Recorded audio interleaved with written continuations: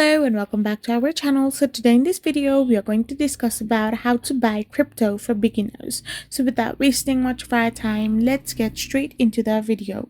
So if you are a beginner, then you need to first of all choose a user-friendly, secure platform like Coinbase or Binance or Kraken and stuff.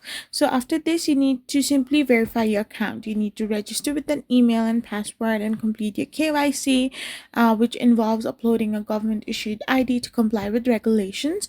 Now connect your bank, deposit your funds, and select the currency, and choose the amount. Like you need to place an order that can be a market order or limit order and secure your crypto. While exchange hold your crypto for long time security, consider moving it to a personal wallet where you control the private keys. So this way you can buy crypto for beginners. I hope you found this video helpful, so don't forget to hit that subscribe button and do give us a thumbs up. We will be back again with more informative videos. Thank you for watching and stay tuned for our next video. We will be back again really soon.